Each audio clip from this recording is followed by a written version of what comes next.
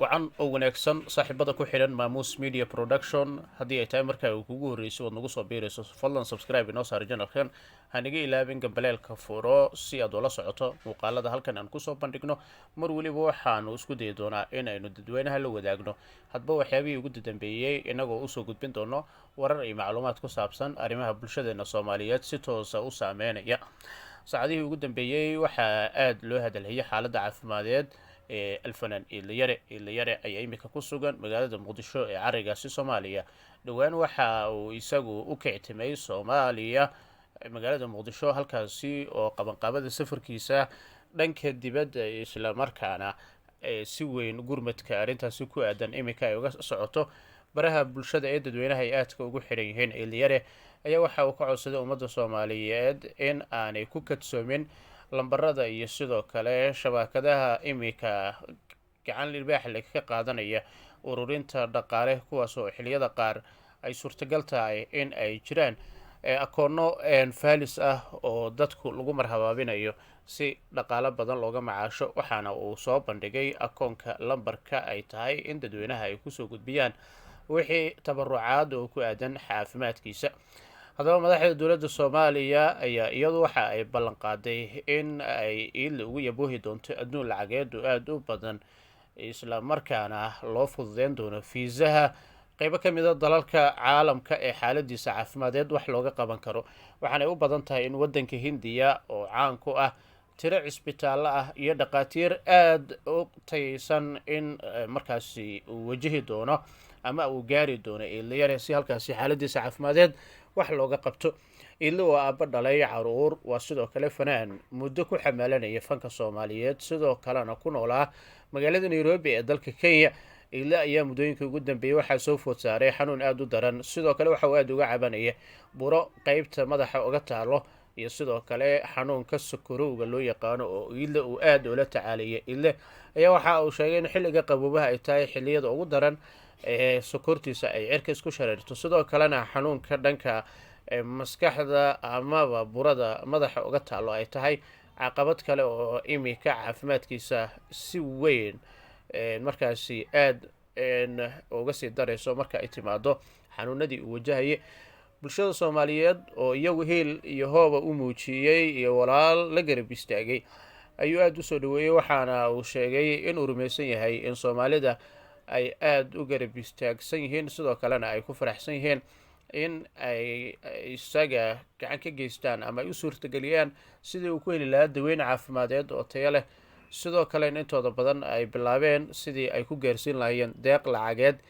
iidle ayaa waxa uu sheegay in uu aada markaasi isaga indhatiraya xaaladda caafimadeed islamarkaana xubno qoyskiisa ka mid ah ay la ogaayeen xilliyada qaar xanuunkiisa, laakiinse goor dambe xaaladdu ay noqotay mid faraha kasii baxaysay islamarkaana ummadda soomaaliyeed ay doorbideen in ay u gurmadaan walaalkeen iilayare. iidle waa shaqsi aada u qalbi wanaagsan, sidoo kale waa aabba caruur korsanaya, waxa uu caan ku yahay muuqaalada madadaalada iyo majaajilada. waa fanaan, waxa uu caan ku yahay heesaha inta badan fanaaniinta hore ay ugu luuqeeyeen kuwaasi oo isagu dib cusboonaysiin uu ku sameyn jiray. waayada dambe fanka ayuunan ka muuqan ama ma ahayn mid fanka si toosa uga dhex muuqanaya marka ay timaado heesihii iyo masraxyadii kala gedsanaa ee uu isagu aada uga qeybgeli jiray muddooyinka ugu dambeeyey.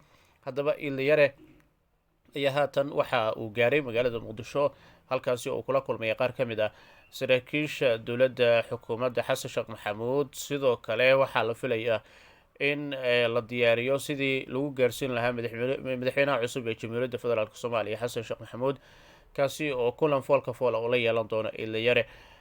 waxaa la filayaa sidoo kale iilayare in si weyn looga caawiyo sidii uu ku heli lahaa fiisaha qeybo ka mid a wadamada dibadeed halka ay tahay in lagu daaweeyo.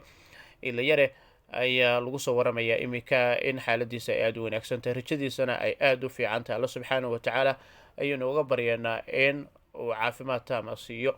iidle waxa uu u muujiyey ummadda soomaaliyeed in imika uu kasoo roonaanayo xanuunka, sidoo kale uu aada ugu riyaaqay tallaabada ka falcelinta leh ee bulshada soomaaliyeed kuwooda magaca iyo maamuuska leh ay iyagu qaadeen tan iyo xilligii xanuunkiisa uu ahaa mid aada u daran, isla mar ahaantana baraha bulshada uu kusoo bandhigaya sawiro iyo sidoo kale qoraallo kooban oo ka turjumaya caafimaadkiisa.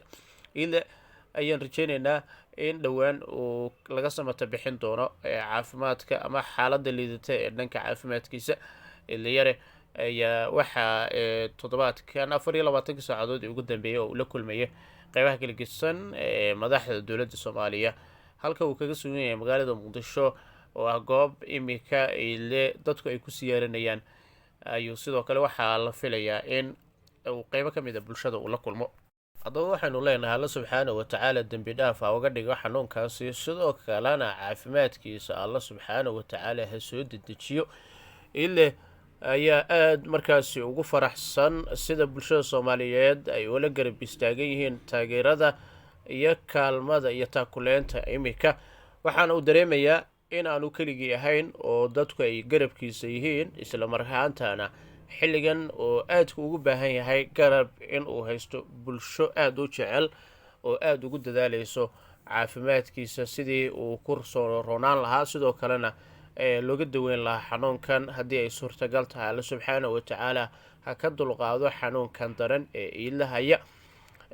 dhowaan ay ahayd markii dadku ay si aada uga falceliyeen qoraal kooban oo iile uu kusoo bandhigaya xaaladiisa caafimadeed iyo halka uu marayo, isagoo la dardaarmaya caruurtiisa. qoraalkaasi oo u dhacaya sida tan: ilmahaygiiow, alla ayaan idinkaga tegay. tani ayaa si weyn dadka intooda badan ay aada walaac uga muujiyeen, inta badan ay aada uga falceliyeen iyagoo ka diirinaya caafimaadkiisa. sidoo kalena fariintaasi u muuqatay in iile uu marayo marxaladii ugu dambeeyey haddii ay ahaan lahayd dhinaca caafimaadkiisa iyo kasoo ranaanshihiisa.